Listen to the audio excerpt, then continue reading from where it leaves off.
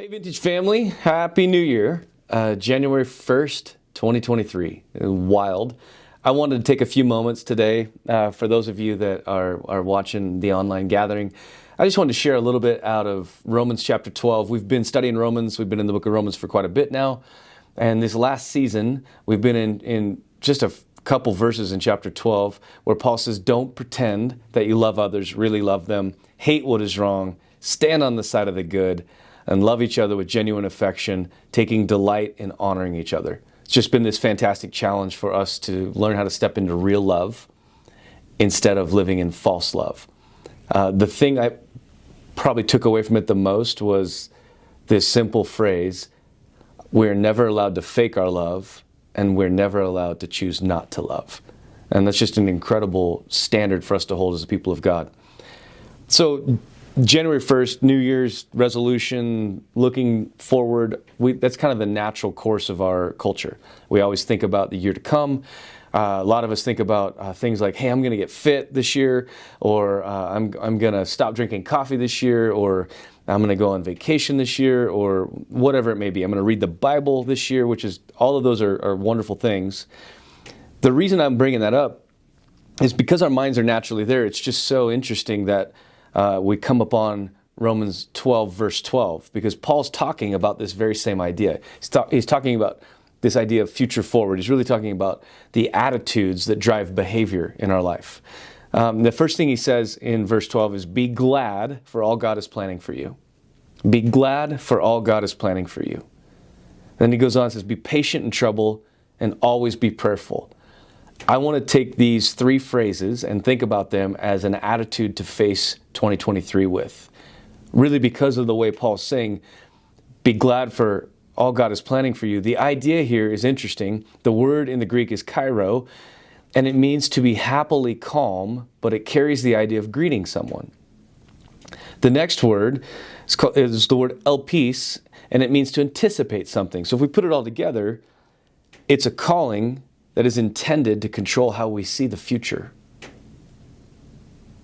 Think about the last 3 years. I don't know that any of us would describe the last 3 years as something we were happily calm about. They were chaotic, they were strange, none of us could have predicted it, and yet this verse, this phrase, this mandate, we've been talking about the mood that Paul writes with, which is imperative in this passage, so he's not asking, he's telling us, this is what you're going to do. This was the mandate on our lives then. And so I just want to challenge us to look at the year coming without any knowledge of what's coming at us, without any awareness of what we're going to face, and to really put this into practice. I would love to also offer that this mandate to do what Paul's saying requires a choice on our parts. And that choice really is to choose joy over fear. Because the opposite of this phrase, be glad for all God is planning for you, is be terrified for what God's bringing to you. Well, none of us would love that idea. But the reason I bring that up is I think a lot of times we are terrified about what's coming. We're terrified about what we don't know and what we can't control and the unknown. And Paul's statement to choose joy over fear is really what I'm extrapolating from it. It's rooted in an understanding of God's character. And it's rooted in our ability to remind ourselves of who He's been for His people throughout history. It's really simple. This is who He's been to the people of God throughout history, and it's who He's going to be to you and I for the rest of our history. He is faithful. He always has been, He always will be. And if we live that way and we're rooted in that, we're like, hey, He is faithful. He is in control. I may not understand what I'm facing, but I know that I can choose joy over fear. When I'm facing my future, I can choose joy. I can choose gladness. I can choose calm. Just be like, hey, you know what? I don't know what's coming, but He's got it. What Paul's really talking about is living with a divine perspective, the supernatural power of a divine perspective. In verses 1 and 2, Paul says that we need to let our minds be transformed, be renewed, be reconstructed or renovated. So here's my question. What are you worrying about? What is on your mind about the future that you're in fear over? What is robbing your sleep? What is robbing your sense of calm? Those are the things we have to lay before the Lord and say, nope, Lord, I'm going to choose joy over fear. I'm going to choose to be calm facing this. And I know we say it a lot, and we've said it a lot in this Romans teaching. What Paul talks about here is winning the mind game. It's a choice. Being happily calm is a choice. Being afraid is a choice. I know you may say, oh no, those are reactions. I think they're choices. I think that's what Paul's teaching here is because he uses this phrase, be glad. The word is to step into that condition. He goes on and says, not just be glad for what God's planning for you, but be patient in trouble. I think the word patient here is a really bad translation. The word really is perseverance in the Greek. Because we've studied patience, which is makrothumai in the Greek, which means to have a long holding of the mind. This is a different word, which means to come under something and refuse to try to get away from it. Refuse to try to jump out from underneath that pressure. It is the idea of something that's pushing on us. And the word Paul uses here for trouble means tribulation or oppressing in or something that is distressing. What he's dealing with, church, is how we handle tough situations that afflict us. And his statement's really strong. Choose calm in chaos. Choose internal and external calmness in the face of difficulty, no matter what they are. I don't know about you, but that's not always my first response. For some of us, we get that fight or flight mechanism where we want to react and we kind of rise up. For others, maybe we're just wired pretty high strung anyway. But Paul's statement here is, when it comes to difficult situations, settle down, stay in the midst of them. It's interesting, as I was thinking about this, Paul doesn't in any way, shape, or form say, as a follower of Jesus, he's going to protect you from difficulty. It's almost as if Paul says, as a follower of Jesus, you're going to face difficulty. Here's how I want you to face it. I want you to stay under that situation, no matter what it is. Maybe you're in a marriage that's tough. Paul's answer is, stay in that situation. Maybe you're in a work environment that's tough. Paul's answer is, stay in that situation. We don't really love that in our culture. We really like to alleviate pain by bailing out of situations that are tough. But I want to remind us that scriptures say that even Jesus learned obedience to the Father through what he suffered.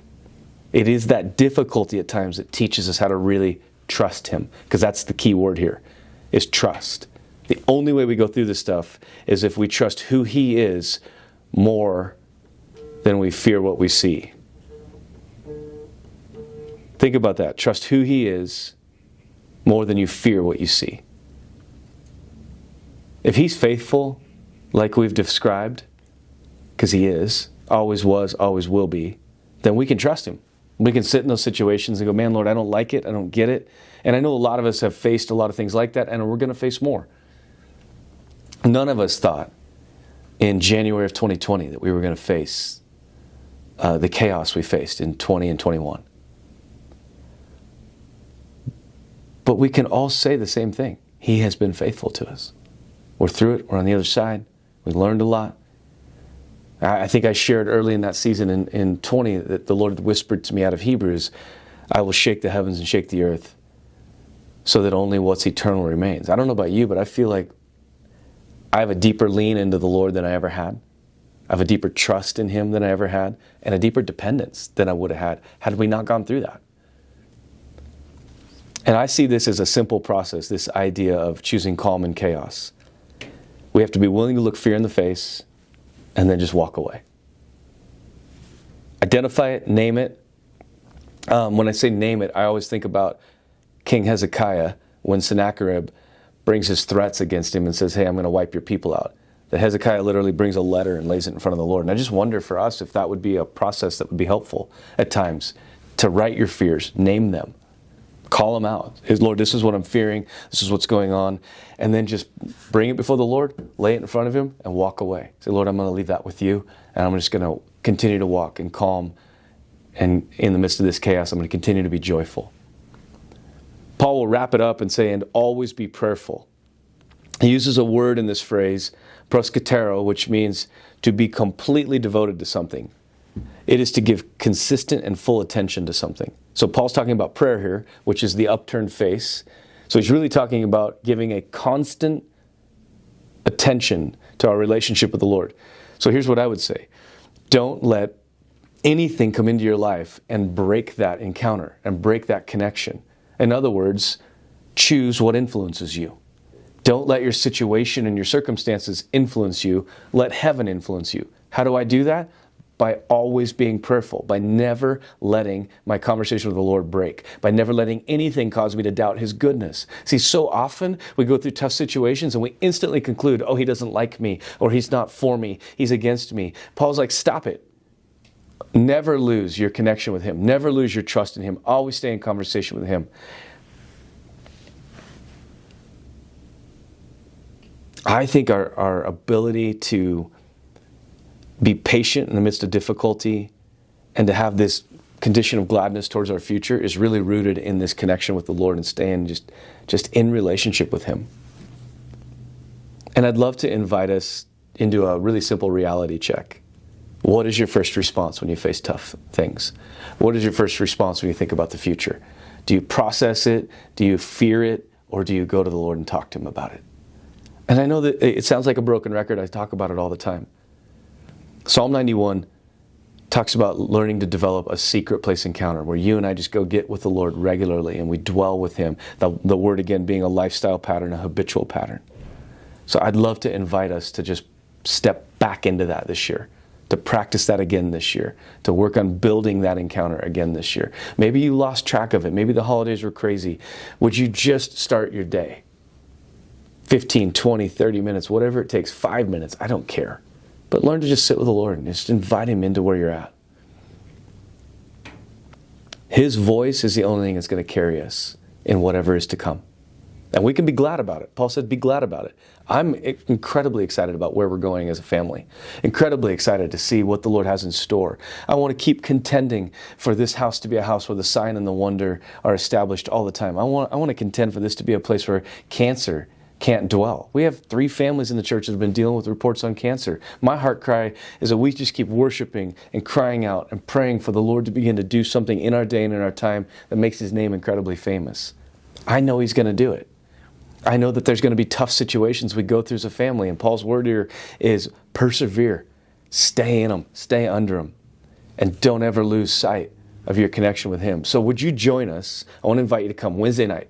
First gathering of the year for us. Wednesday night, we're going to do a revival gathering. We're going to come together and worship and pray. We're going to take bread and cup and just set the year forward with these words on our mind. To just be glad about what the Lord's going to do, to be willing to stay in the tough situations, and to keep our hearts focused on Him. Love you guys. Looking forward to what He has for us. See you soon.